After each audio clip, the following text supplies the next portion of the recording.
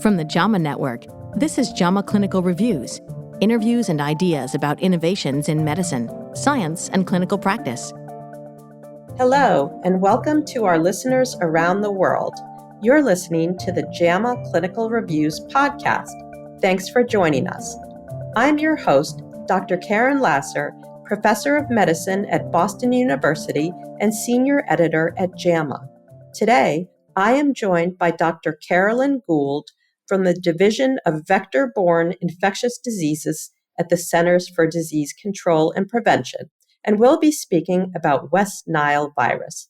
Welcome, Dr. Gould, to this JAMA podcast. Thank you, and thanks for having me. It's a pleasure to have you. So to begin with, how common is West Nile virus infection, and what are some of the patient-level risk factors for infection? So West Nile virus is the most common domestic arbovirus, which is an arthropod-borne virus, mosquito-borne in particular, in the United States. And it is widespread across the United States. It's present in all of the contiguous United States. And as I said, it's the most common mosquito-borne virus. It was first introduced into the United States in 1999, and since then it started in New York City and it spread rapidly across the country.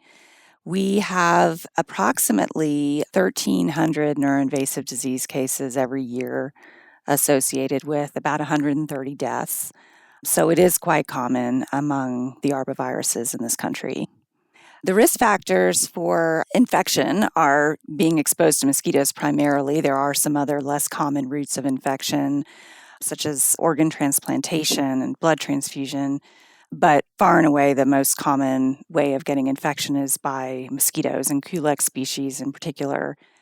In terms of risk factors for getting severe disease, which for West Nile virus is neuroinvasive disease, which can present as meningitis or encephalitis, the primary risk factor is age. So people who are 60 years to 65 years or older are at greatest risk of getting neuroinvasive disease.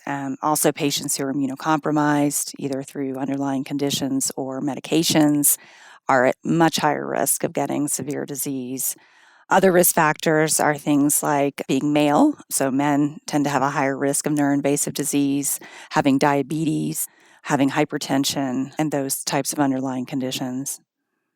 Yes, and you touched on this a little bit, but could you talk more about what regions of the U.S. and the world have the highest incidence of West Nile virus infection? Sure. So West Nile is found worldwide. It was originally identified in the West Nile subregion of Uganda in 1937, and it was isolated from a patient with a febrile disease. And it pretty much caused a relatively mild self-limited febrile illness in parts of Africa up until the 1990s. And then it began to spread around the world, up into North Africa, the Middle East, Europe, and Australia. And it started to cause more severe disease and neuroinvasive disease. And then in 1999, it was identified as the cause of a large outbreak of encephalitis in New York City.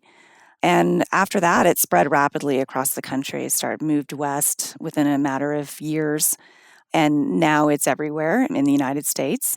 In the past decade, the highest incidence has been in the central and western regions, and there have been very large outbreaks in the Southwest, most recently in Arizona and Texas. Mm-hmm. And who should be tested for West Nile virus, and what testing should be performed?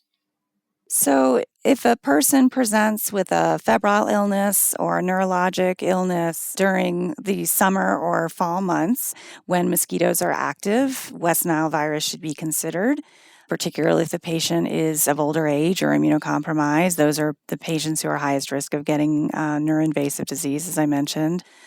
If a patient is immunocompetent, meaning they are not immunosuppressed, the optimal testing is antibody testing. So testing for West Nile virus IgM antibodies in serum or CSF if there are neurologic symptoms. Both of those specimens can be tested. And then in some cases, patients might need to have confirmatory testing since there is cross-reactivity with the IgM assay between West Nile and other related flaviviruses like St. Louis encephalitis virus and Powassan virus. In that case, specialized testing, which can be done at CDC or some other state public health labs, with testing for neutralizing antibodies that are specific to West Nile might be indicated. There are other indications such as severe disease or atypical disease occurring outside of the normal transmission window, for example. In patients who are immunosuppressed, in some cases, molecular testing is better. So RT-PCR testing or metagenomic next-generation sequencing testing can be done to detect viral RNA. This is particularly important in patients who cannot form antibodies, and those patients that are sort of more on the radar lately are patients who are taking B-cell inhibiting monoclonal antibodies, which are increasingly being used for a variety of conditions such as lymphomas and multiple sclerosis, autoimmune and inflammatory conditions. We're seeing more drugs in that class being used. They're life-saving, important drugs, but they can also raise a person's risk of a severe disease. So in those cases, patients can't form antibodies, and RT-PCR testing of serum or CSF would be more sensitive. And can you remind our listeners what RT-PCR stands for? Sure, it's reverse transcription polymerase chain reactions. So it's a way to amplify and detect RNA to specific organisms, in this particular case, the RNA of West Nile virus. Thanks. Now, you've touched on this a little bit, but what is the clinical spectrum of disease and infection? Sure. So, based on seroprevalence surveys that have been done for West Nile virus, about 80% of infections are asymptomatic, so clinically inapparent. About 20% of infections cause a febrile disease, so fever, malaise, headache, myalgias, sometimes a rash. And GI symptoms can occur in about 20% of patients. And that's often called West Nile fever. And then in general, less than 1% of patients will develop neuroinvasive disease, which can take three main forms, and those are encephalitis, meningitis, and acute flaccid myelitis. And that, as I mentioned, happens in less than 1% of the general population. The risk is higher in patients who are older. So, for example, in patients over 65, the risk is 2%. In patients who are immunosuppressed, the risk it can be as high as 75%, for example, in the patients infected through organ transplants. So those are the main findings.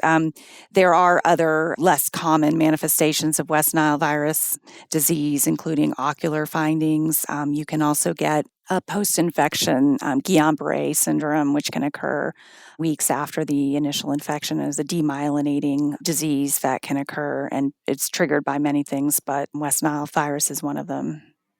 And you mentioned ocular findings. I'm just curious because we just did a review on uveitis. Does West Nile virus ever present with uveitis?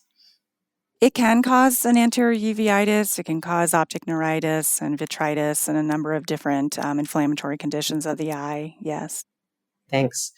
So let's turn to treatment. Can you tell us a little bit about how West Nile virus is treated? Sure. So unfortunately, there are no proven treatments for West Nile virus, no specific treatments that have been shown to be effective. There have been a number of case series and case reports of various treatments that have been tried. There are some observational studies and a couple phase 1 clinical trials, but none of them have shown benefit, either because the studies were underpowered in some cases or they just didn't appear to work. And those types of treatments include things like IVIG. There are other products that are currently not available, like hyperimmune IVIG, so IVIG that has high titers of West Nile virus neutralizing antibodies. There have been trials of specific antibodies that target parts of the West Nile virus. And then things like interferon and steroids and ribavirin have been tried without any benefit.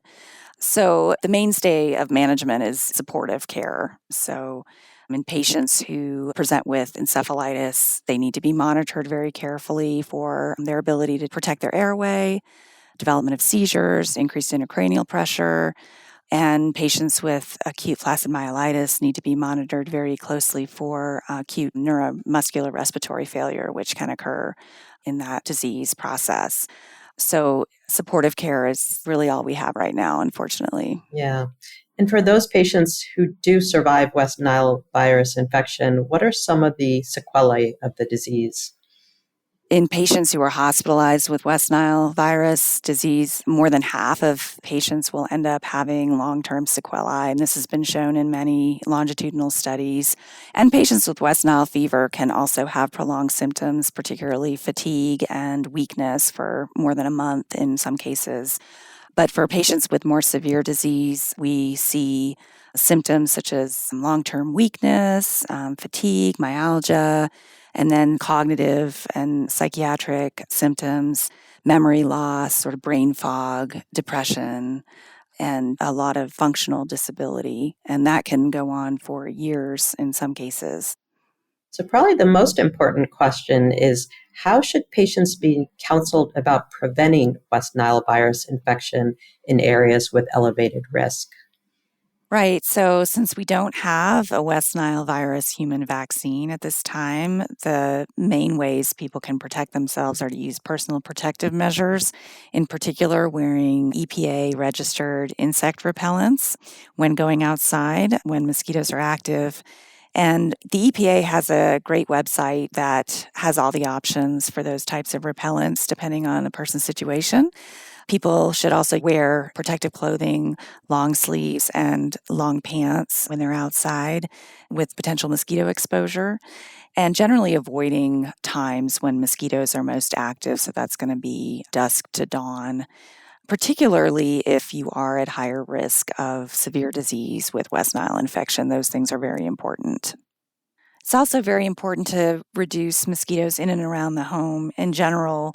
And things that you can do for that are dumping standing water in areas around the home, as well as using screens on windows and doors to prevent mosquitoes from entering the home. So, those are things that are important for general mosquito control and prevention.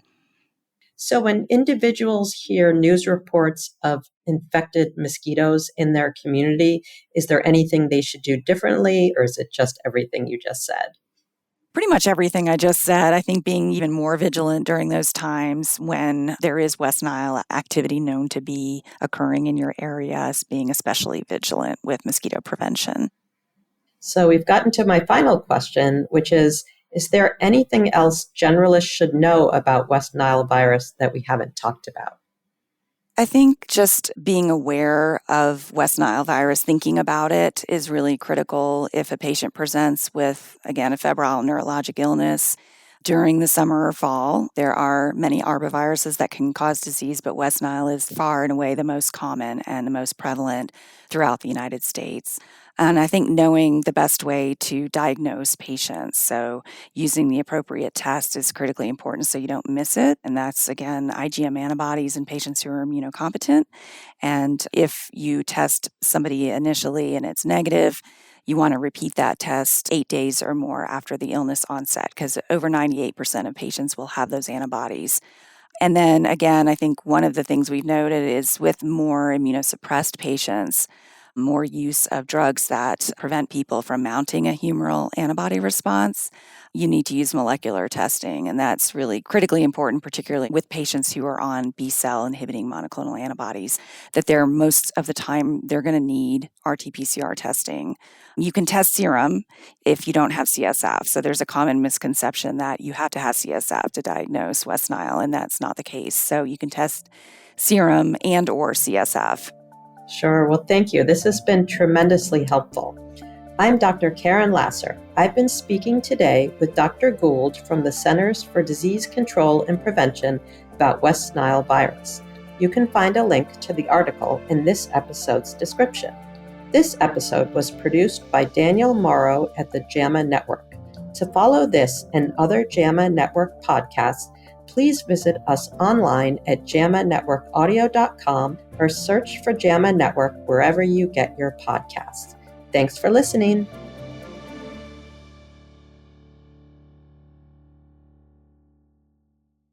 This content is protected by copyright by the American Medical Association with all rights reserved, including those for text and data mining, AI training, and similar technologies.